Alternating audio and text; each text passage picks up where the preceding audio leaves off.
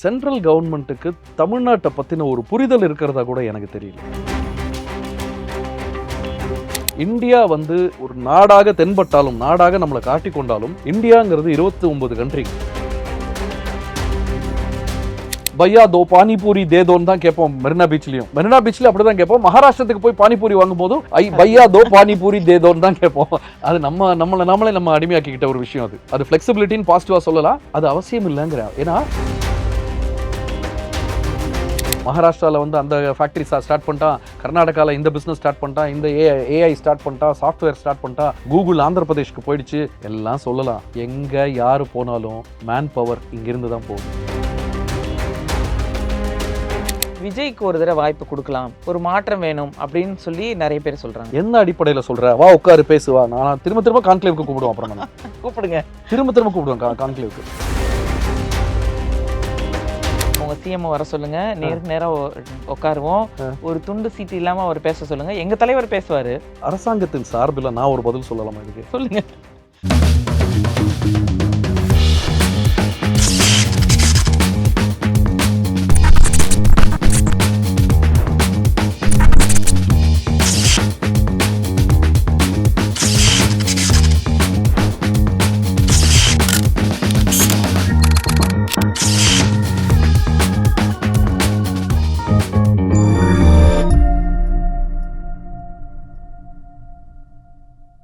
இப்போ தமிழ்நாடு கவர்மெண்ட் வந்து national education பாலிசிக்கு வந்து எகெயின்ஸ்டா இருக்காங்க அப்படின்னு ஒரு குற்றச்சாட்டு இருக்குல்ல, இதை நீங்க எப்படி பாக்குறீங்க? நேஷனல் எஜுகேஷன் பாலிசிக்கு எகெயின்ஸ்டா இல்லைங்க. நீங்க அதாவது அந்த அந்த அந்த வார்த்தையை நான் வந்து வன்மையாக கண்டிக்கிறேன். நிறைய பேர் இதை வந்து சொல்றாங்க. அதை தான் நீங்க ரெப்ரசென்ட் பண்றீங்க. நேஷனல் எஜுகேஷன் பாலிசி நீங்க கொண்டு வந்துட்டீங்களா அகெயின்ஸ்ட்? அது கிடையாதுங்க. உங்க நேஷனல் எஜுகேஷன் பாலிசி எப்படி இருக்குன்றதை நம்ம முதல்ல பார்க்கணும். அது தமிழ்நாட்டுக்கு தோதானதான்னு பார்க்கணும். ஒரு விஷயம் நான் தெளிவாக சொல்றேங்க. சென்ட்ரல் கவர்மெண்ட்டுக்கு தமிழ்நாட்டை பற்றின ஒரு புரிதல் இருக்கிறதா கூட எனக்கு தெரியல. தமிழ்நாட்டு மாணவர்களுக்கு என்ன வேணும், தமிழ்நாட்டு குடும்பங்களுக்கு என்ன வேணும், அதை புரிஞ்சுக்கிற ஒரு சக்தி இருக்கான்னு கூட எனக்கு தெரியல. அதனால தான் நான் எப்பவுமே சொல்லுவேன், இந்தியா வந்து நீங்கள் ஒரு ஒரு ஒரு நாடாக தென்பட்டாலும், நாடாக நம்மளை காட்டி கொண்டாலும், இந்தியாங்கிறது 29 கண்ட்ரிங்க. 29 டிஃப்ரெண்ட் கண்ட்ரிஸ் மாதிரி தான் இந்தியான்றது. ஏன்னா கல்ச்சரலி, எஜுகேஷ்னலி, எல்லா வகையிலையுமே நம்ம மாறுபடுறோங்க. பழக்க வழக்கங்கள்லேருந்து, கலாச்சாரங்கள்லேருந்து எல்லாமே பண்பாடுலேருந்து எல்லாமே மாறுபடுது. புரியுதுங்களா? ஒரு நார்த் ஈஸ்ட்ல இருக்கிறவனுடைய கலாச்சாரம் வேற, தமிழ்நாட்டுடைய கலாச்சாரம் வேற, பக்கத்தில் இருக்கிற கேரளா கலாச்சாரம் வேற. அப்படி இருக்கும்பொழுது இந்தியா மாதிரி யுஎஸ்க்கு இந்த நிலைமை இல்லை. இந்தியா மாதிரி ஒரு கண்ட்ரியில் அந்தந்த ஸ்டேட்டுக்கு கிராஸ் ரூட் லெவலில் அந்த நேட்டிவ்ஸோட இறங்கி மக்களோட மக்களாக நின்று அவங்களுடைய கஷ்டத்தை புரிஞ்சுக்கிட்டவங்க தான் பாலிசிஸ் ஃபார்ம் பண்ணணும். அது என்இபியாக இருக்கட்டும், எந்த பியாக வேணால் இருக்கட்டும். அது பாலிசிஸ் ஃபார்ம் பண்ணுறதுலேருந்து ஒரு இப்படி தான் ஒரு அரசாங்கம் நடக்கணும், இப்படி தான் அடுத்த 5 வருஷம் இந்த ஸ்டேட் போகணும் அப்படிங்கிற முடிவெடுக்க வேண்டிய ஒரு பொறுப்பு அந்த தமிழ்நாட்டுடைய அந்த வேரூன்றி இருக்கிற மக்கள் இருக்காங்களா, அடித்தட்டு மக்கள், அவங்க வரைக்கும் இறங்கி பார்த்தவங்க, அங்கிருந்து இங்கே வரைக்கும் அந்த மக்களோட மக்களாக வாழ்ந்து இறங்கி பார்த்த அப்படிப்பட்ட ஒரு அமைப்பால், அப்படிப்பட்ட ஒரு இயக்கத்தால் தான் வந்து ஒரு நல்ல ஆட்சியை கொடுக்க முடியும். அது இந்தியா தமிழ்நாட்டுக்குன்னு சொல்ல, எல்லா ஸ்டேட்டுக்குமே பொருந்தும். அது ஏன் வந்து கர்நாடகாவால் தமிழ்நாடு மாதிரி இருக்க முடியல அப்படின்னா, கர்நாடகாவில் வந்து பொழுதன்னைக்கும் வந்து நேஷனல் பார்ட்டி தான் ஆட்சியில் இருக்கு. எப்போ பார்த்தாலுமே நேஷனல் பார்ட்டி தான் ஆட்சியில் இருக்கு கர்நாடகாவில். அந்த நாட்டு மக்களுடைய, அந்த ஸ்டேட்டோட மக்களுடைய ஒரு உணர்வுகளை புரிஞ்சுக்க முடியாது. அங்கே தான் இங்கேயும் நடக்குது. நான் என்இபியில் வந்து நான் வந்து இந்த ஒன்றிய அரசை வந்து நான் குற்றம் சொல்லலை. புரிதல் இல்லாமல் சில விஷயங்களை செய்கிறாங்க. இந்த கிளாசிக் எக்ஸாம்பிள் வந்து இந்த ஹிந்தி திணிப்பு அப்படிங்கிறது. ஹிந்தி அதில் வந்து இப்போ 3rd லாங்குவேஜை அக்செப்ட் பண்ணிக்கணும். இங்கேயுமே ஒரு சில பேர் வந்து அவங்க என்ன புரியாமல் என்ன பேசுகிறாங்கன்னா, டெல்லி போனால் நாங்கள் என்ன பண்ணுவோம், டெல்லி போனால் ஹிந்தி பேச, அப்போ தமிழ்நாட்டுக்கு வந்தால் தமிழ் பேசணுங்கிறதுக்காக டெல்லியில் இருக்கிறவங்களுக்கு தமிழ் கற்றுக் கொடுக்கப்படுதா? Is learning Tamil? அப்படின்னா நீங்கள் என்ன பண்ணுறீங்க, ஹிந்தியை நேஷனல் லாங்குவேஜை கொண்டு வந்து நிறுத்துறீங்க. நீங்கள் என்ன சொல்கிறீங்க ஹிந்தி, ஏன்னா ஹிந்தி நேஷனல் லாங்குவேஜ் கிடையாது, ஹிந்தி அஃபிஷியல் லாங்குவேஜ். அரசாங்கங்களுக்குள்ள பேசிக்கிறதுக்கான ஒரு அஃபிஷியல் கம்யூனிகேஷன் லாங்குவேஜ் மட்டும்தான் ஹிந்தி, இல்லையா? ஹிந்தி நேஷனல் லாங்குவேஜ் கிடையாது. As per constitution Hindi is not the national language. So national language அல்லாத ஒரு, இப்போ சைனாக்காரன் சைனா படிக்கணும், சைனாக்கு நேஷனல் லாங்குவேஜ் அது. Japanese national language. அங்கே நமக்கு வந்து ஹிந்தி நேஷனல் லாங்குவேஜ் இல்லைங்கும் பொழுது நீங்கள் அந்த லாங்குவேஜை கொண்டு வந்து இங்கே நீங்கள் படின்னு சொல்கிறது வந்து, அப்போ நான் இதை படித்தேன்னா நாளைக்கு வந்து மலையாளத்தை படின்னு சொல்லலாம், கன்னடத்தை படின்னு சொல்லலாம், தெலுங்கு படின்னு சொல்லலாம், எல்லாத்தையும் சொல்லலாம் இல்லையா? மராட்டிய படின்னு சொல்லலாம். அந்த மாதிரி தானே ஒன்று ஹிந்தியும். மராட்டிக்கும் ஹிந்திக்கும் என்ன வித்தியாசம்? மராட்டி எப்படி எனக்கு ஒரு அந்நிய மொழியோ அதே மாதிரி தான் ஹிந்தியும். ஹிந்தி. நான் டெல்லி போனால் பேசுறதுக்கு யூஸ்ஃபுல்லாக இருக்கும்னா, அப்போ டெல்லியில் நான் டெல்லி போகிற பர்சன்டேஜ் என்ன, அங்கே இருக்கிறவங்க இங்கே வந்து வேலை பார்க்குற பர்சன்டேஜ் என்ன யோசிச்சு பாருங்க. அவங்க தான் இன்னைக்கு தினந்தோறும் வந்துகிட்டு இருக்காங்க ட்ரெயினில். ஓகேங்களா? ஸோ அவங்க இங்கே வந்தால் பிழைக்கணுங்கிறதுக்காக அங்கே யாருக்காவது தமிழ் கற்றுக் கொடுக்கப்படுது? அது இருக்கா என்இபியில்? No. மேக்ஸிமம் ஸ்டூடெண்ட்ஸ் இன்னைக்கு நார்த் ஈஸ்ட்லேருந்து தமிழ்நாட்டில் போய் வேலை பார்க்குறாங்கப்பா, அவர் கர்நாடகாவில் போய் பெங்களூரில் போய் வேலை பார்க்குறாங்க. இவங்கெல்லாம் கன்னடம் கற்றுக்கணும், இவங்கெல்லாம் தமிழ் கற்றுக்கணும்னு ஆரம்பிச்சா எத்தனை மொழியை கற்றுக்கிட்டே போகிறது? நீங்கள் உலக அரங்கில் இருக்கணுமா இல்லை குண்டு சட்டியில் குதிரை ஓட்டணுமான்றதை முடிவு பண்ணணும் நம்ம முதல்ல. தமிழ்நாட்டை தாண்டிட்டா நீங்கள் அமெரிக்கா போங்க, யூரோப் போங்க, எங்கே வேணாலும் போங்க, இங்கிலீஷ் உங்களோட இங்கிலீஷ் வேலையாகும். உங்களோட இங்கிலீஷ் பேசப்படும், உங்களோட இங்கிலீஷ் புரிந்து கொள்ளப்படும். நீங்கள் பேசினா பதில் சொல்லுவாங்க. அமெரிக்கா போகலாம், இங்கிலாந்து போகலாம், எங்கே வேணாலும் போங்க. எனக்கு என் தாய்மொழியில் படிப்பறிவு இருக்கணும், எழுத தெரியணும், பேச தெரியணும், படிக்க தெரியணும். அதுக்கு தாய்மொழி முக்கியம். அடுத்த லாங்குவேஜ் இங்கிலீஷ். இது போக நான் நாளைக்கு டெல்லியில் தான் போய் வேலை பார்க்கணும்னா 3 மாதத்தில் என்னால் கற்றுக்கிட்டு பேச முடியும். ஒன்றும் பெரிய ஒரு குதிரை கும்பலாம் கிடையாது. 3 மாதமோ 6 மாதமோ அந்த ஊரில் போய் வாழ்ந்தால் ஆட்டோமேட்டிக்காக கற்றுக்கிட்டு பேச முடியும். நான் கற்றுக்கிட்டு பேசுகிற வரைக்கும் அவன் என்கிட்ட இங்கிலீஷில் பேசுவானா அது அவனுடைய பிரச்சனை, என் பிரச்சனை இல்லை. ஏன்னா நம்ம வந்து எப்படி ஆயிட்டோம்னா, அங்கிருந்து இங்கே வந்து பானிபூரி விற்கிறவன்ட்டையும் பையா யாரோ சொன்னாங்கன்னா, யாரோ டிவியில் சொன்னாங்க, பையா தோ பானிபூரி தேதோன்னு தான் கேட்போம். மெரினா பீச்லேயும் நம்ம மெரினா பீச்சில் அப்படி தான் கேட்போம். மகாராஷ்டிரத்துக்கு போய் பானிபூரி வாங்கும் போதும் பையா தோ பானிபூரி தேதோன்னு தான் கேட்போம். அது நம்மளே நம்ம அடிமையாக்கிக்கிட்ட ஒரு விஷயம். அது ஃப்ளெக்சிபிலிட்டின்னு பாசிட்டிவாக சொல்லலாம், அது அவசியம் இல்லைங்கிற. ஏன்னா அது இது வரைக்கும் ஓகே. இன்னைக்கு ஜாவா அது இதுன்னு வந்துருச்சு இன்னைக்கு ஸ்கூலில். இன்னைக்கு இந்த thanks to this government coding லாங்குவேஜஸை வந்து ஸ்கூல் லெவலில் கொண்டு வந்துட்டாங்க, ஏஐ கொண்டு வந்துட்டாங்க. ஸோ நீங்கள் எதை படிக்கணும் நீங்கள் முடிவு பண்ணிக்கோங்க. உங்கள் குழந்தைகள் ஜாவாவும் ஏஐயும் படிக்கணுமா இல்லை ஹிந்தியும் சான்ஸ்கிரிட்டையும் படிக்கணுமான்ற முடிவை நீங்கள் எடுங்க. ஏன்னா ஹிந்தியும் சான்ஸ்கிரிட்டையும் படித்தா டெல்லி வரைக்கும் போகலாம், ஜாவாவும் ஏஐயும் படித்தா சந்திர மண்டலத்துக்கு கூட போகலாம். ஸோ இதை ஏன்னா இனி இருக்கிற நேரம் அதே 8 மணி நேரம் தான். இந்த நாளையிலேருந்து ஸ்கூல் 16 மணி நேரம் வைக்க போகிறதில்ல. அதே 8 மணி நேரத்துக்குள்ள அறிவு சார்ந்த எத்தனை விஷயங்களை குழந்தைங்களுக்கு கற்றுக் கொடுக்க முடியும்னு யோசிச்சு பண்ணிக்கிட்டு இருக்கிறதுனால தான் இன்னைக்கு ஜிஇஆரில் நம்ம நம்பர் 1ல இருக்கோம் இந்தியாவில். ஜிஇஆர்னா என்னன்னு தெரியாதவங்களுக்கு சொல்கிறேன், கிராஸ் என்ரோல்மெண்ட் ரேஷியோன்னு சொல்லுவாங்க. 18 வயசுலேருந்து 23 வயசுக்கு உட்பட்ட இளைஞர்கள் இந்த ஹையர் ஸ்டடீஸ்ன்னு போகிறாங்க இல்லையா, அந்த ஹையர் ஸ்டடீஸ்க்கு போகிறவங்க, அதாவது இதோட நிறுத்தி 18 வயசோட நிறுத்திடாமல் ஹையர் ஸ்டடீஸ்க்கு போகிறவங்களுடைய பர்சன்டேஜ் பார்த்தீங்கன்னா இன்னைக்கு 48%. நம்ம டோட்டல் இந்தியாவுடைய ஜிஇஆர் ரேஷியோ என்னன்னா 28. நம்ம அப்படியே டபுள்ல நம்ம நிற்கிறோம். எதனால? குழந்தைங்களுக்கு என்ன கற்றுக் கொடுக்கணுமோ அதை கற்றுக் கொடுத்து அனுப்புறதுனால. இன்னைக்கு இந்தியாவிலேயே தமிழ்நாடு தான் 2 லட்சம் 1.7லேருந்து 2 lakhs வரைக்கும் என்ஜினியர்ஸை உருவாக்கிக்கிட்டு இருக்கோம் ஒவ்வொரு வருஷமும். இந்த நம்பர் வேற எந்த ஸ்டேட்டாவது காட்ட சொல்லுங்க. ஹிந்தி, சமஸ்கிருதம், இன்னும் வேற என்னென்ன லாங்குவேஜ், போஜ்பூரி இதெல்லாம் மெயினாக வச்சு படிச்சுக்கிட்டு இருக்கிற எந்த ஸ்டேட்டையாவது இந்த ரெக்கார்டு இருக்கான்னு கேளுங்க, இந்த நம்பர் இருக்கான்னு கேளுங்க. இன்னைக்கு 2 லட்சம் என்ஜினியர்ஸ் தமிழ்நாட்டிலேருந்து உருவாக்கிட்டு இருக்காங்க. ஏன்? என்ன படிக்கணுமோ அதை கற்றுக் கொடுத்து அனுப்பிட்டு இருக்கோம்.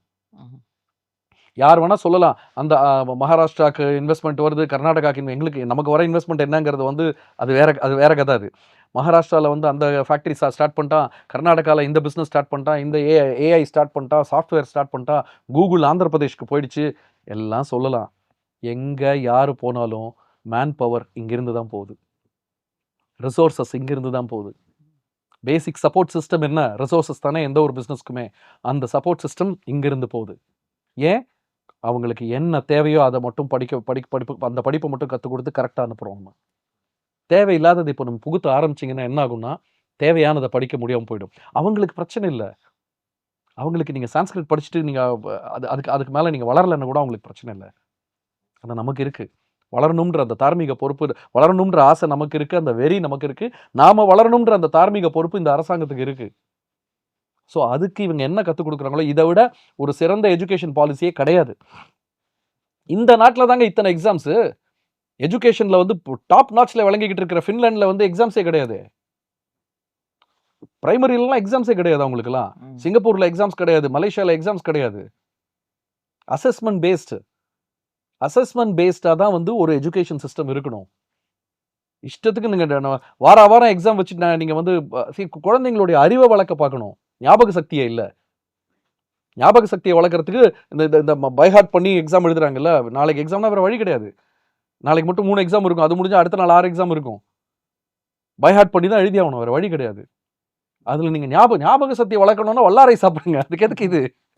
ஸோ தேவையில்லாததை வந்து படித்து டைம் வேஸ்ட் பண்ணினா இன்றைக்கி ரொம்ப காம்படிட்டிவ் வேர்ல்டு. இன்றைக்கி ரொம்ப 20 வருஷம் முன்னாடி இருந்த வேர்ல்டு இல்லை, இன்றைக்கி ரொம்ப ரொம்ப காம்படிட்டிவ் ஆகிடுச்சு.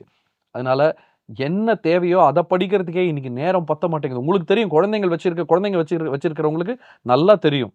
தேவையானதை படிக்கிறதுக்கே இன்றைக்கி டைம் பத்தாமல் கஷ்டப்படுதுங்க குழந்தைங்க. ரொம்ப ப்ரெஷர் இருக்குது, ரொம்ப ஸ்ட்ரெஸ் இருக்குது. அதோடு சேர்ந்து நான் ஹிந்தி தேவையில்லைன்னு சொல்லலை, இப்போ அவசியம் இல்லாத விஷயங்களை இப்போ எடுத்து தலையில் போட்டுக்க வேண்டாம்ன்றேன். அது தேவைப்படுற நீங்கள் அங்கே போய் கற்றுக்கலாம், ஒன்றும் பிரச்சனை இல்லை. பானிபூரி தேதோன்னு தெரியுது இல்லை, அதை அப்படியே கற்றுக்கிட்டு போக வேண்டியது, அங்கேயும் டெவலப் ஆகி போயிட்டே இருக்கலாம். இப்போ நீங்கள் இவ்வளோ விஷயம் சொல்லியிருக்கீங்க. ஆக்சுவலாக தமிழ்நாட்டில் இவ்வளோ க்ரோத் இருக்குது, ஐ மீன் ஸ்டூடெண்ட்ஸ்லேருந்து லேடிஸ்லேருந்து, இப்போ மகளிர் உரிமை தொகை, விடியல் பயணம், இந்த மாதிரி நிறைய பேர் வந்து பெனிஃபிஷரிஸ் நிறைய பேர் இருக்காங்க லேடிஸ்லேயே. இதெல்லாம் ஓட்டாக கன்வெர்ட் ஆகும்னு நினைக்கிறீங்களா? கண்டிப்பாக ஆகும். நான் கொஞ்ச நாளாக நான் சொன்னேன் இல்லையா, நிறைய பார்த்துட்ருக்கேன். அரசியல் சம்மந்தமான பேச்சுக்கள், மீட்டிங்ஸு, ஸ்டூடெண்ட்ஸு நிறைய பேரோட பேசுகிறேன். நானும் எனக்கு தெரிஞ்ச வரைக்கும் நிறைய பேரோட நானும் பேசுகிறேன், பழகிறேன். இப்போ ரீசெண்டாக கூட ஒரு டிவி நிகழ்ச்சி ஒன்று பார்த்தேன். அதில் வந்து கிட்டத்தட்ட இந்த விஜய் டிவி நீயா நானா மாதிரியே ஒரு நிகழ்ச்சி அது. அதில் வந்து அந்த நெறியாளர் வந்து அந்த ஒரு ப்ளஸ் டூ முடிச்சுட்டு காலேஜ் முடிச்சுட்டு வேலைக்கு போன ஒரு பெண்ணு. அந்த பெண்ணுக்கிட்ட கேட்குறாரு, இந்த மகளிர் உதவித்தொகை பற்றி கேட்கும்பொழுது, இந்த ஃப்ரீ பஸ் பற்றி கேட்கும்போது, அது வந்து ஒரு ஃபர்ஸ்ட் ஆஃப் ஆல் அது வந்து ஃப்ரீபீனே சொல்லக்கூடாது, நம்மளே அப்படி சொல்லக்கூடாது. அது வந்து welfare scheme. It's welfare scheme. ஏன்னா அது ஃப்ரீ அப்படிங்கும்பொழுது அதோடைய மரியாதையை குறைத்து மதிப்பிடுறாங்க. நம்ம நல்லது நினச்சி செய்கிற ஒரு விஷயத்த. அதுக்கு அந்த பொண்ணு சொல்லுது, எனக்கு அதாவது இவங்க வந்து ரொம்ப ஈஸியாக சொல்லிடுறாங்க, 1000 ரூபாங்கிறது ஒன்றுமே இல்லைன்னு சொல்கிறாங்க, ஒரு பஸ் டிக்கெட்டுங்கிறது ஒன்றுமே இல்லைன்னு சொல்கிறாங்க. அந்த பஸ் டிக்கெட்டை வாங்குறதுக்கு எங்கிட்ட காசு இல்லாமல் தான் நான் தினமும் 3 கிலோமீட்டர் நடந்து போயிட்டு திரும்பி நான் சாயங்காலம் 3 கிலோமீட்டர் நடந்து வருவேன். வரும்போதே அப்படியே தூங்கிடலாம் போல இருக்கும். ஏன்னா ஏழ்மையில் இருக்கிறவங்க பசியோடு இருப்பாங்க. ஃபஸ்ட்டு அவங்க நினச்ச போது நினச்ச விஷயங்களை சாப்பிட முடியாது அவங்களால. ஸோ ஒரு ஏழ்மையில் இருக்கும்பொழுது ஒரு 3 கிலோமீட்டர் நடந்து போயிட்டு திரும்பி நடந்து வருது அப்படின்னு அது நடந்து வரதுக்குள்ளேயே முடிஞ்சு போயிடும் எனர்ஜிலாம். படிக்க முடியாது, ஹையர் எஜுகேஷன் போக முடியாது. இனிமேல் எதுக்குடா காலேஜ் வேண்டான்னு தோணும், ஒரு ஸ்கூலோ காலேஜோ வேண்டான்ற ஒரு இதுக்கு வேணும். அந்த மாதிரி ஒரு சூழ்நிலையில் இருக்கக்கூடிய அவங்களுடைய மனநிலையை வந்து நான் பார்க்குறேன். நான் அவங்களுடைய ஷூஸ்லேருந்து இருந்து பார்த்தா தான் அதோடைய கஷ்டம் தெரியும். அவங்களாம் அழறாங்க, எவ்வளவு சந்தோஷமாக இருக்குது இன்றைக்கி வந்து இப்படி ஒரு ஸ்கீம் கொண்டு வந்திருக்காங்க. இன்றைக்கி நான் பஸ்ஸில் வந்து நான் 3 கிலோமீட்டர் நடக்கலை, நான் பஸ்ஸில் வந்து சந்தோஷமாக சௌரியமாக போகிறேன். அதே மாதிரி தான் வந்து அந்த 1000 ரூபாய் அப்படிங்கிறது வந்து எங்கள் குடும்பத்துக்கு வந்து ரொம்ப பெரிய விஷயம். இந்த 1000 2000ங்கிறது வந்து அவங்க நமக்கு வேணால் அது பெருசாக இல்லாமல் இருக்கலாம், அவங்களுக்கு அதெல்லாம் ரொம்ப ரொம்ப பெரிய விஷயம். ஸோ அந்த 1000 ரூபா இருந்தால் அவங்க ஹெல்த்தியாக 4 சாப்பாடு சாப்பிடுவாங்க, ஒரு மாதம் முழுக்க சாப்பிடுவாங்க, நல்லா சாப்பிடுவாங்க, 4 புத்தகம் வாங்குவாங்க, படிக்கிறதுக்கு 4 புக்ஸ் வாங்குவாங்க. ஸோ இது மாதிரி நல்ல விஷயங்களுக்கு செய்கிற வெல்ஃபேர் ஸ்கீம்ஸை வந்து கேலி பண்ணுறவங்க வேணால் கேலி பண்ணலாம், அதனால் பயனடைஞ்சு அனுபவிக்கிறவங்க இருக்காங்க தெரியுமா, அவங்க கண்டிப்பாக நன்றி மறக்க மாட்டாங்க. ஏன்னா அவங்க கண்ணிலேருந்து வர தண்ணி அது நான் அந்த கண்ணிலேருந்து வர தண்ணியாக பார்க்கல, அதை நான் ஓட்டாக தான் பார்க்குறேன். கண்டிப்பாக அது ஓட்டாக மாறும். இது வந்து ஒரு அரசியல் பசியில் சொல்கிற வார்த்தை இல்லை. இது இந்த அட்மினிஸ்ட்ரேஷன் மேலும் மேலும் தொடரணும். ஏன்னா இப்போ நான் நிஜமாக சொன்னதான் சொல்கிறேன், 3.5 வருஷ டைமில் செய்யப்பட்ட சாதனைகள் இது. இன்னும் ஒரு 5 வருஷம் கொடுத்து பாருங்க, அதுக்கப்புறமா போட்டி வந்து மகாராஷ்டிரத்தோடையும் ஆந்திர பிரதேஷோடையும் கர்நாடகாவோடையும் இருக்காது, ஸ்காண்டினேவியன் கண்ட்ரீஸோட இருக்கும், சைனாவோட இருக்கும் போட்டி. ஆல்ரெடி சைனாக்கு நிகராக நிறைய வேலைகள் நடந்துகிட்டு இருக்கு, நிறைய விஷயங்கள் செஞ்சுக்கிட்டு இருக்கோம். இவ்வளோ சொல்கிறீங்க நீங்கள், ஆனால் மக்கள்கிட்ட ஒரு இது இருக்குது, என்னென்னா விஜய்க்கு ஒரு தடவை வாய்ப்பு கொடுக்கலாம், ஒரு மாற்றம் வேணும் அப்படின்னு சொல்லி நிறைய பேர் சொல்கிறாங்க. ஏன்னா இப்போ 3.5 இயர்ஸில் இப்போ இந்த கவர்மெண்ட் இவ்வளோ தூரம் பண்ணியிருக்காங்க, இவ்வளோ வளர்ச்சி கொடுத்துருக்காங்க. இவங்களும் வந்து இப்போ புதுசாக ஒருத்தவங்களுக்கு வாய்ப்பு கொடுத்தா அவங்க வந்து ஏதாவது பண்ணட்டுமே, ஸோ ஒரு வாய்ப்பு கொடுத்து பார்க்கலாமே அப்படின்னு ஒரு டாக் ஒன்று. 2 விஷயம். புதுசாக ஒருத்தருக்கு வாய்ப்பு கொடுக்கறது தவறு நான் என்றைக்குமே சொன்னதில்லை. எல்லாருமே என்றைக்கோ ஒரு நாள் புதுசாக வந்தவங்க தான். திராவிட முன்னேற்ற கழகமும் ஒரு நாள் புதுசாக வந்தது தான், ஏடிஎம்கே புதுசாக வந்தது தான், பிஜேபி ஒரு நாள், என்றைக்கோ ஒரு நாள் எல்லாருமே புதுசாக வந்தவங்க தான். யாரோ ஒருத்தர் வாய்ப்பு கொடுத்ததுனால தான் வந்து திரு நரேந்திர மோடி அவர்கள் குஜராத்தில் வந்து அவ்வளோ நாள் சிஎம்மாக இருந்து அதுக்கப்புறம் பிரைம் மினிஸ்டராக இருக்காரு. எல்லாம் வாய்ப்பு கொடுக்கறதுக்கு நம்பர் 1, ஆல்ரெடி எனக்கு இங்கே ஒரு பிரச்சனை இருக்குன்னா நான் உங்களுக்கு வாய்ப்பு கொடுக்கணும். நீங்கள் பிரச்சனை இருக்கிற இடத்துல வாய்ப்பு தேடலாம். வாய்ப்பு எப்படி வரும்? எங்கேயோ ஏதோ ஒன்று இல்லை, ஒரு குறைபாடு இருக்குங்கிற இடத்துல வாய்ப்பு வரும். குறைபாடே இல்லாம சரியா போயிட்டு இருக்கிற இடத்துல எப்படிங்க வாய்ப்பு? இப்போ நான் கல்யாணம் பண்ணி குடும்பம் நடத்திக்கிட்டு இருக்கேன். சந்தோஷமா இருக்கேன். கல்யாணம் பண்ணேன். குழந்தை பெத்தேன். குடும்பம் நடத்திட்டு இருக்கேன். நல்லா இருக்கேன். புதுசா ஒரு வாய்ப்பு வேணுங்கிறதுனால நான் வந்து நாளைக்கே டிவோர்ஸ் பண்ணிட்டு வேற கல்யாணம் பண்ணிக்கிறேன். ஏன் நீங்க டிவோர்ஸ் பண்றீங்களா? எனக்கு புதுசா ஒரு வாய்ப்பு தேவைப்படுது. இத ஒத்துக்குவீங்களா நீங்க? அட் த சேம் டைம் நான் டிவோர்ஸுக்கு எகெயின்ஸ்ட் இல்ல. உங்க மன வாழ்க்கை சரியா இல்ல, கசப்பா இருக்கு, அங்க ஏதோ மிஸ் ஆகுது அப்படிங்கும்பொழுது 2 பேரும் நாளைக்கு நல்லா இருக்கணும் வாழ்க்கையிலங்கும்போது 2 பேரும் புதுசா ஒரு வாய்ப்பை தேடி போலாம். மியூச்சுவல். நல்லா நடந்துகிட்டு இருக்குன்னு சொல்லிட்டு இருக்கேன். நான் இவ்வளவு நேரமா இதை தான் சொல்றேன். எல்லாமே நல்லா நடந்துகிட்டு இருக்கு, சிறப்பா போய்கிட்டு இருக்கு. Industries, investments, foreign direct investments, வேலை வாய்ப்புகள், ஜாப் ஆப்பர்ச்சுனிட்டிஸ், விமனுக்கான வெல்ஃபேர் ஸ்கீம்ஸ், விமனுடைய ஜாப் ஆப்பர்ச்சுனிட்டிஸ், குழந்தைகளுக்கான எஜுகேஷன், ஒரு நாடு நல்லா சுபிக்ஷமா இருக்கிறதுக்கு என்னென்ன தேவையோ எல்லாம் சிறப்பாக நடந்துட்டு இருக்குல்ல, சிறப்பாக நடந்து நம்பர் 1ல போய்கிட்டு இருக்கும் பொழுது என்ன அவசியம் ஏற்படுது? புதுசாக ஒரு வாய்ப்புக்கு வெயிட் பண்ணுங்க. என்னைக்கா ஒரு நாள் சரியில்லாமல் போகிறதுக்கு வாய்ப்பு இருக்கும்ல, அன்னைக்கு வந்து நீங்கள் புதுசாக வாய்ப்பு தேடலாம். என்னைக்கா சரியில்லாமல் போச்சுன்னா நான் புதுசாக வாய்ப்பு தேடலாம். இல்லை இன்னொரு ஆப்ஷன் இருக்கு வாய்ப்பு தேடுறதுக்கு. இதை விட நான் சிறப்பாக செயல்படுவேன். நான் அதை ஆல்ரெடி நான் சொன்னதான். நீ இவ்வளோ செஞ்சிருக்கல, நான் அவ்வளோ செய்வேன், அதை போல 3 மடங்கு செய்வேன். ஆனால் அதை அந்த சேலஞ்சுக்கு அடிப்படை கேட்பேன். நான் அந்த சேலஞ்சை பண்ணிட்டீங்கன்னா நான் அடிப்படை கேட்பேன். என்ன அடிப்படையில் சொல்ற? வா உட்காரு பேசுவா. நான் திரும்ப திரும்ப கான்க்ளேவுக்கு கூப்பிடுவேன். அப்புறம் நான் கூப்பிடுங்க, திரும்ப திரும்ப கூப்பிடுவேன் கான்க்ளேவுக்கு. என்ன அடிப்படையில் செய்கிறீங்க? வாங்க எங்கள் இண்டஸ்ட்ரீஸ் மினிஸ்டரோட சொல்ல. நீங்கள் திரும்ப திரும்ப சொல்கிறேன், புதுசாக ஒருத்தருக்கு வாய்ப்பு கொடுக்கணும்னு சொல்கிறத விட்டுட்டு ஏன் வாய்ப்பு கொடுக்கணும், இருக்கிறதுல என்ன பிரச்சனை இருக்குன்னு சொல்லுங்கள். இருக்கிற பிரச்சனையை சரி பண்ணுறதுக்கு தகுதியானவர் அவருன்னு சொல்லுங்கள். அவர் தகுதியானவர் தான்றதை நிரூபிக்கிற மாதிரி சப்ஸ்டான்ஷியேட் பண்ணுங்க 4 விஷயத்த. இது வரைக்கும் எத்தனை தடவை முதலமைச்சராக இருந்திருக்காரு அவரு தெரியாது. முதலமைச்சராக இருக்க வேண்டாம், ஏன்னா அது புதுசாக தானே வாய்ப்பு கொடுக்கணும். ஏதாவது அமைச்சராக இருந்திருக்காரா? எம்ஜிஆருங்காதீங்க, எம்ஜிஆர் அரசியலில் பழந்துன்னு கொட்டை போட்டுட்டு தான் சிஎம் ஆனார். அவர் கட்சி தான் புதுசு, எம்ஜிஆர் புதுசு இல்லை அரசியலுக்கு. அவருடைய கட்சி அதிமுகன்னு ஆரம்பிச்சார் இல்லையா, அதுதான் புதுசு. அதுக்கு முன்னாடி டிஎம்கேல பல விஷயங்கள, பல அறிஞர் அண்ணா மாதிரி, கலைஞர் மாதிரி பல தலைவர்களோட இருந்து பல விஷயங்களை கற்றுக்கிட்டு, பல விஷயங்களை வந்து அவருடைய லிட்டரரி சிஸ்டம்குள்ளே ஏற்றிக்கிட்டு அரசியலுக்கு தயாராகி வந்தார். எனக்கு அரசியல் வேணும்னு தயாராகி வந்தார். வந்த அன்னைக்கு எடுத்த உடனே சிஎம் ஆனோன்னு வரல, அரசியலுக்கு வந்த உடனே அடுத்த நாள் சிஎம் ஆனோன்னு வரல. அதே மாதிரி தான் ஜெயலலிதா அம்மாவும், அவங்களும் எம்ஜிஆரோட பயணப்பட்டாங்க. அரசியலுங்கிற ஒரு இதில் வந்து ஷி வெண்ட் இன்டு ஒரு பெரிய ஒரு லாங் ஜேர்னி போனாங்க எம்ஜிஆரோட. பல விஷயங்களை வந்து ஏடிஎம்கேல கையில் எடுத்து நடத்தினாங்க. கொள்கை பரப்பு செயலாளராக இருந்தாங்க. பல டெசிஷன் மேக்கிங் விஷயங்களில் அவங்களுடைய இன்வால்மெண்ட் இருந்தது. ஸோ இதை மாதிரி ஒரு எக்ஸ்பீரியன்ஸ் ஆகி வந்துட்டு தான் வந்தாங்க. நம்ம அதுவும் இல்லை. நீங்கள் புதுசாக வாய்ப்பு தாராளமாக எடுத்துக்கோங்க. படிச்சுட்டு வந்தால் புதுசு வாய்ப்பு எடுத்துங்க. நான் வந்து +2 ட்ராப் அவுட்டு, எனக்கு வந்து ஒரு எம்என்சி பெரிய மல்டிநேஷனல் கம்பெனியில் எனக்கு வந்து விபி பதவி கொடுன்னு கேட்குற மாதிரி இருக்குது.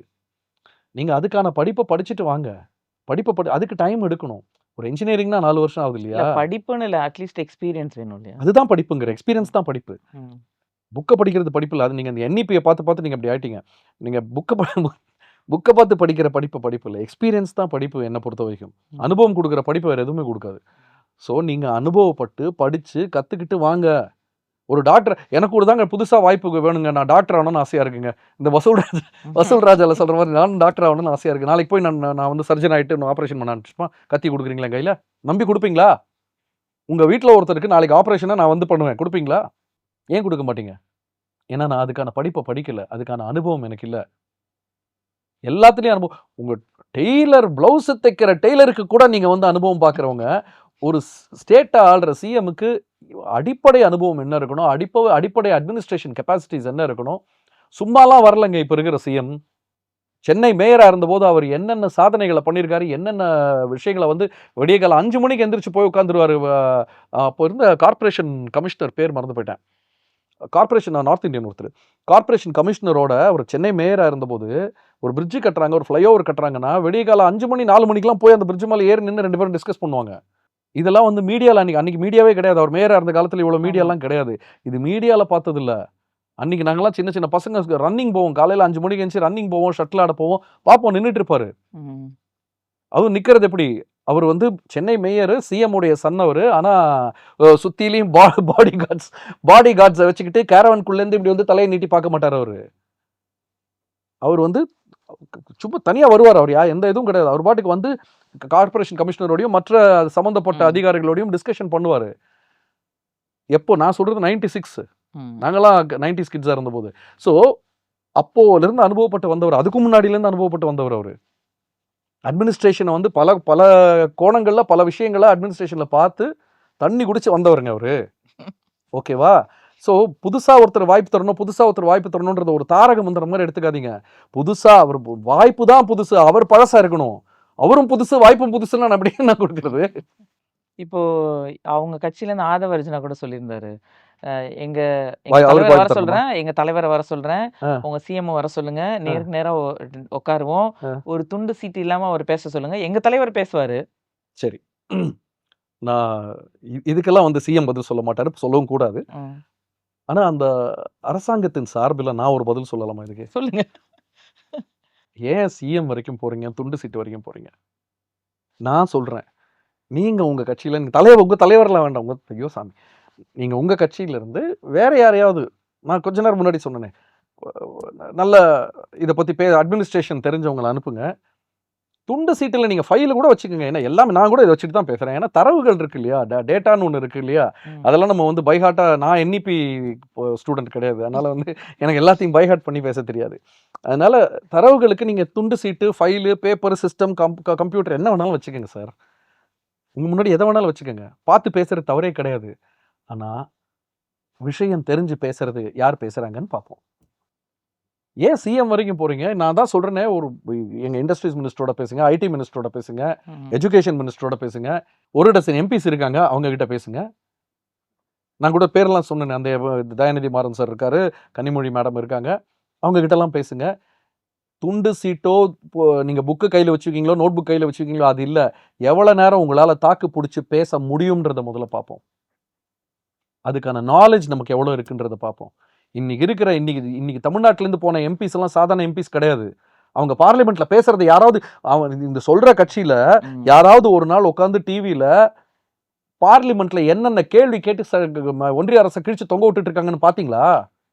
ஒன்றிய அரசு கிட்ட என்னென்ன கேள்வி கேட்கறாங்க, ஒரு ராஜா அவர்கள் என்னென்ன கேள்வி கேட்கிறாருன்னு பாத்தீங்களா? கனிமொழி அவர்கள் என்னென்ன கேள்வி கேட்கறாங்கன்னு பாத்தீங்களா? தமிழச்சி தங்கபாண்டியன் அவங்க என்னென்ன கேள்வி கேட்கறாங்கன்னு பாத்தீங்களா? விளையாட்டு இல்லைங்க, வாய்ப்பு கொடுக்கறதுன்றது வந்து ஒரு செகண்ட்ல கொடுத்துடலாம். அந்த வாய்ப்பை நீங்க அடுத்த 5 வருஷத்துல எப்படி பயன்படுத்திக்க போறீங்கன்றது ரொம்ப ரொம்ப முக்கியம். சிஎம் வர சொல்லுங்க, துண்டு சீட் இல்லாம பேச சொல்லுங்கன்னா, அவர் துண்டு சீட்டோட பேசுவாரு, ஃபுல் ஸ்கேப் பேப்பரோட பேசுவாரு. ஆனா விஷயம் தெரிஞ்சு பேசுவாரு. பாயிண்ட்ஸ் மறந்துடக்கூடாதுன்னு எல்லாரும் தான் ஏன் நம்ம சீட்டு, நம்ம பேப்பர் இல்லாமலாம் வந்து நிக்கிறோமா மேடைக்கு? நம்ம பேப்பர் இல்லாம வந்து நிக்கிறோமா மேடைக்கு? நம்மளும் பேப்பர் வச்சுக்கிட்டு தான் நிக்கிறோம். பேப்பர் ஒரு செகண்ட் இப்படி போனா நம்ம எப்படி தடுமாறுறோம் நமக்கும் தெரியும். தரவுகளுக்காக பேப்பர் பார்க்கலாமே தவிர, அடிப்படை நாலேஜுக்காகவே நம்ம பேப்பர் வச்சுக்க முடியாது. அந்த நாலேஜ் பேப்பர்ல இருந்து வராது. நாலேஜ் அனுபவத்துல இருந்து மட்டும்தான் வரும். அனுபவத்துல இருந்து மட்டும்தான் நாலேஜ் வரும். துண்டு சீட்டுல இருந்து வராது. ஸோ நீங்க தயவு செய்து துண்டு சீட்டையோ எதையாவது எடுத்துட்டு வந்து உட்காந்துடாதீங்க. தயவு செய்து அந்த துண்டு சீட்டு மட்டும் எங்க இண்டஸ்ட்ரீஸ் மினிஸ்டர் கிட்ட பேசுறதுக்கான ஒரு எந்த விதமான நாலேஜையும் உங்களுக்கு அது கொடுத்துறாரு. ஃபைனலா ஒரு கொஸ்டின். ம். 2026 எலெக்ஷன்ஸ் எப்படி இருக்கும்னு நினைக்கிறீங்க? 2026 எலெக்ஷன்ஸ் எப்படி இருக்கணுங்கிறத நான் இது வரைக்கும் சொல்லிட்டேன். ம். எப்படி இருக்கும்னு கேட்டிங்கன்னா, நிறைய குளறுபடி நடந்திருக்கு. ஓப்பனா சொல்லணும்னா அதுதான். அது ஒரு அட்மினிஸ்ட்ரேஷன் சீரா போய்கிட்டு இருக்கு. ஒரு ஈக்குவிலிபிரியம்னு சொல்லுவாங்க இங்கிலீஷ்ல. ம். அந்த ஈக்குவிலிபிரியமை டிஸ்டர்ப் பண்ணினோம்னா, அது நம்ம எல்லாருக்கும் தப்பா போய் முடியும். நான் வந்து புதுசா வந்த கட்சியெல்லாம் நான் இதுல கணக்குல கூட சேர்த்தல. நான் சொல்றது வந்து ஆல்ரெடி இருக்கிற கட்சி, அனுபவப்பட்ட எதிர்க்கட்சிகளுக்கே சொல்றேன் நானு. சீரா சிறப்பா போய்கிட்டு இருக்கிற ஒரு விஷயத்த மக்களுக்கு நான் இதை வந்து I'm appealing to the people. இத்தனை விஷயத்துல இத்தனை துறைகள்ல நம்ம நம்பர் 1ல போய்கிட்டு இருக்கோம். அதுக்கு இது இன்னொன்னு சொல்ல மறந்துட்டேன். நாம நம்பர் 1ல போயிட்டு இருக்கோம் இல்லையா? இது எதுவுமே நாம கிளைம் பண்ணல நம்பர் 1. இல்ல சென்ட்ரல் இது எல்லாமே உங்க ஒன்றிய அரசு கொடுத்த தரவு. ஆவணங்கள் தான். ம். தரவுகள், ஆவணங்கள். ஸோ அவங்களே சொல்லியிருக்காங்க நம்பர் 1ன்னு. ஓகே, நீங்க நம்பர் 1ல இருக்கீங்கன்னு. வேணா சிலதெல்லாம் மறைக்க முடியாது ம். அதனால. ஸோ இப்படி போய்கிட்டு இருக்கிற ஒரு ஈக்குவிலிபிரியமை டிஸ்டர்ப் பண்ணாதீங்க. நீங்க யோசிச்சு பாருங்க, நீங்க ஒரு நல்ல கம்பெனில நல்லா ஏர்ன் பண்ணிக்கிட்டு இருக்கீங்க, நல்ல சம்பளம் வாங்கிட்டு இருக்கீங்க, ஆஃபீஸ்ல எல்லாமே நல்ல மாதிரி இருக்கு உங்களுக்கு. ஏதோ ஒன்று புதுசா ட்ரை பண்ணணுங்கிறதுக்காக அதை டிஸ்டர்ப் பண்ணி, என்னன்னே தெரியாத ஒரு சின்ன கம்பெனிக்கு, பேர் தெரியாத ஒரு சின்ன கம்பெனிக்கு நாளைக்கு வேலைக்கு போய் அது சரிப்பட்டு வரலன்னா உங்க குடும்பம் நடுத்தருவில் நிற்குமா, நிற்காதா? ம். உங்க ஒரு குடும்பம் நீங்க அதை செய்வீங்களா? செய்ய மாட்டீங்க. ஏன்னா உங்க குடும்பம் நடுத்தருவுல நிக்கும்னு. உங்க ஒரு குடும்பம் நடுத்தருவுல நிக்கிறதுக்காகவே நீங்க இப்படி ஒரு டெசிஷன் எடுக்க மாட்டீங்கன்னா, தமிழ்நாட்டுல இருக்கிற 8,00,00,000 பேரு, நாளைக்கு அத்தனை பேரும் நடுத்தருவுக்கு வரணுமா? நல்லா தானே போய்க்கிட்டு இருக்கு. அதை டிஸ்டர்ப் பண்ண வேண்டாம். இது என்னுடைய கோரிக்கை. சொல்லிட்டேன். என்ன நடக்கும்னு நீங்க கேட்குறீங்க. எனக்கு ஒரே ஒரு பயம் தான் இருக்கு. ஒரு சாரார் வந்து சினிமா கவர்ச்சியோட இருக்காங்க. இந்த சினிமா கவர்ச்சி நான் அதை பார்க்குறேன். நான் எப்படி நல்ல விஷயங்களை பார்க்குறேனோ, அதே மாதிரி ஓகே. இதுவும் என் கண்ல படுது. அந்த சினிமா கவர்ச்சிக்காக என்ன வேணாலும் செய்யறதுக்கு ரெடியா இருக்காங்க. ஒரு பெண்மணி சொல்றாங்க, அதாவது ஒரு பெண்மணி சொல்றாங்க, நான் வந்து 3 கிலோமீட்டர் நடந்து போயிட்டு இருந்தேன். இன்னைக்கு நான் பஸ்ஸில போய், இன்னைக்கு நான் வேலைக்கும் போய், என் படிப்பை முடிச்சு வேலைக்கு போய், என் குடும்பத்தை நான் தனியா நின்னு காப்பாத்திக்கிட்டு இருக்கேன்னு ஒரு பெண்மணி சொல்றாங்க. இன்னொரு பக்கம் இன்னொரு பெண்மணி சொல்றாங்க, நான் எக்ஸாமுக்கே போல. ஆமா. எக்ஸாமுக்கு போலனாலும் பரவாயில்ல. நான் வந்து என் தலைவனை பார்க்க வந்துட்டேன். நான் என் குழந்தைய ஐசியூல விட்டுட்டு என் தலைவனை பார்க்க வந்துட்டேன். என் ஏன் ஒரு குடும்பத்துல ஒரு ஒரு அம்மா அவங்க பையன் இறந்துட்டாங்க. ஆக்சுவலா ஆ. கரூர் இன்சிடென்ட்ல. ம். ஷி இஸ் நாட் பிளேமிங் அவங்க விஜய ப்ளேம் நான் பண்ணலையே. இப்பவும் சொல்றேன், நானுமே விஜய் ப்ளேம் பண்ணலங்க. ம். நான் அவங்கள தான் ப்ளேம் பண்றேன். ம். அப்படி என்னங்க ஒரு மோகம்? நீங்க எங்க ஏதோ அந்த கூட்டத்துக்கு நடுவுல தூரத்திலேருந்து ஒரு குட்டி புள்ளியா தெரிவாரு உங்க ஹீரோ. அதுக்கு பதிலா உங்க வீட்டு டிவில டைட் க்ளோஸ்அப்ல பார்த்துட்டு போங்களேன்.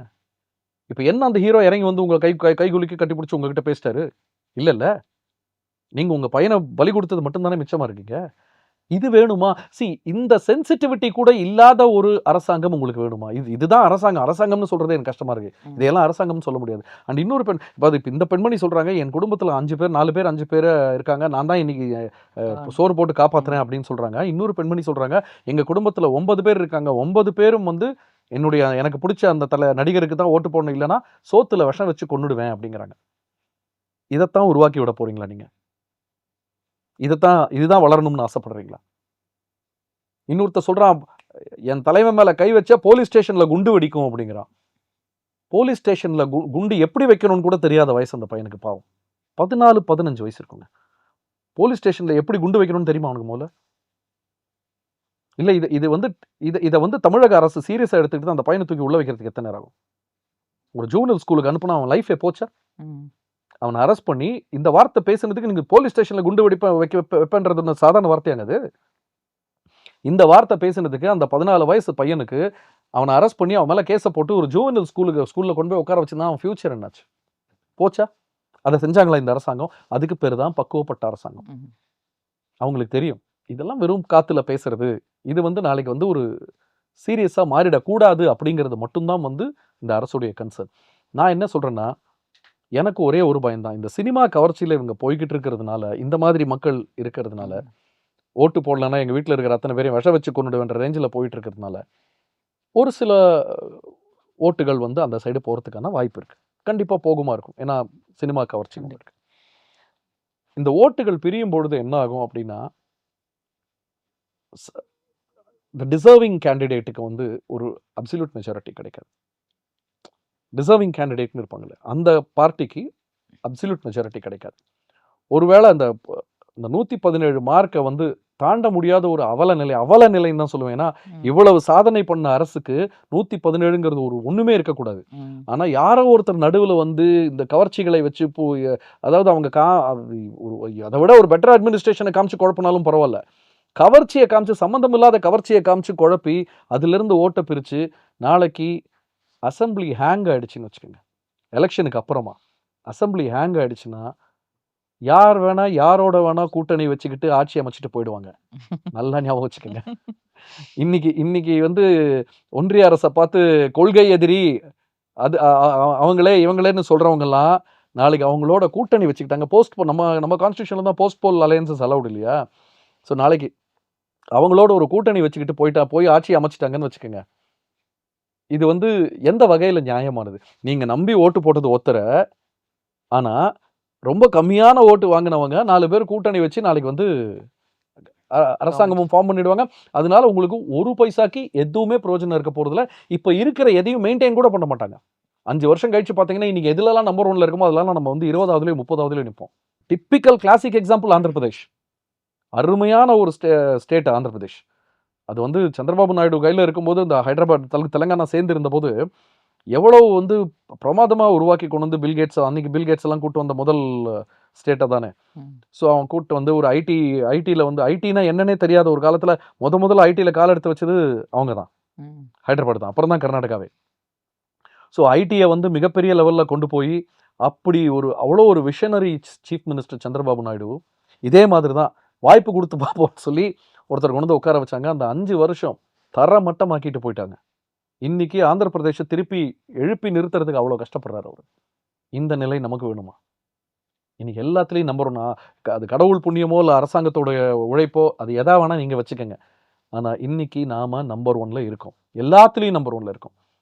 விளையாட்டுத்துறை சொல்ல மறந்துட்டேன். எத்தனை விளையாட்டு வீரர்கள், வீராங்கனைகள் இன்னைக்கு வந்து சிஎம்ஐயும் டெப்டி சிஎம்ஐயும் தேங்க் பண்ணுறாங்க. ரொம்ப கஷ்டத்தில் இருந்தோம், என்னால் இந்த கேமெல்லாம் விளையாடவே முடியாதுன்னு நினச்சி நான் கைவிட்டுலான் இருந்தபோது எனக்கு ஒரு ஆப்பர்ச்சுனிட்டி கொடுத்து இன்னைக்கு நான் வந்து அதில் மெடல் வாங்கியிருக்கேன். அதனால எனக்கு ஒரு ஜாப் ஆப்பர்ச்சுனிட்டி கிடச்சிருக்கு. இதில் இந்த மாதிரி போயிட்டு இருக்கிற ஒரு விஷயத்த டிஸ்டர்ப் பண்ணி யாரோ அனுபவம் இல்லாத யாரோ புதுசாக வந்தவங்களுக்கு தரேன்னு சொல்லி கொடுத்து அவங்க அரசியல் ஆதாயத்துக்காக அவங்களுக்குள்ளார இன்னைக்கு ஒரு பேச்சு நாளைக்கு ஒரு பேச்சுன்னு நாளைக்கு எலெக்ஷனுக்கு அப்புறம் ஒரு கூட்டணியை வச்சுக்கிட்டு அவங்க போயிட்டாங்கன்னா ஆட்சியும் அமைச்சிடுவாங்க. பாதிக்கப்பட போகிறது அவங்க இல்லை. மறுபடியும் சொல்கிறேன், நாளைக்கு அது சரியாக வரலன்னா அவங்களுக்கு வேறு வேலை இருக்குது, பார்த்துக்கிட்டு போயிடுவாங்க. கஷ்டப்பட போகிறது நீங்களும் நாம தான் கஷ்டப்பட போகிறோம். தயவு செஞ்சு ஓட்டு போடுறதுங்கிறது வந்து ரொம்ப பெரிய ஒரு டெசிஷன். நீங்கள் உங்கள் ப்ரொஃபஷனில் இந்த வேலைக்கு போகலாமா 2 அப்ளிகேஷன் போட்டு ரெண்டுலேயும் அப்பாயின்மெண்ட் ஆர்டர் வந்திருக்கு, இது போகலாமா அது போகலாமான்னு 2 ஜாபுக்கு உங்களுடைய ஒருத்தருடைய ப்ரொஃபஷனுக்கு எத்தனை வாட்டி யோசிச்சு டெசிஷன் எடுக்கிறீங்க? அதை விட பல மடங்கு யோசிச்சு டெசிஷன் எடுக்க வேண்டியது. ஏன்னா தெரிஞ்சோ தெரியாமலோ நாளைக்கு உங்கள் ப்ரொஃபஷனை மட்டும் இல்லை, நாளைக்கு உங்கள் குழந்தைங்க அவங்க குழந்தைங்கன்னு ஒரு சந்ததியே அடுத்த 2-3 சந்ததிகளை பாதிக்கக்கூடிய ஒரு டெசிஷன் தான் இந்த ஓட்டிங் டெசிஷன் அப்படிங்கிறது. அதில் அனுபவம் மிக்க, அதில் நிறைய படிப்பினை இருக்கக்கூடிய நல்ல அரசை தேர்ந்தெடுத்து ஓட்டு போட்டிங்கன்னா நமக்கு நல்லது. தேங்க்யூ விஷ்ணு. தேங்க்யூ.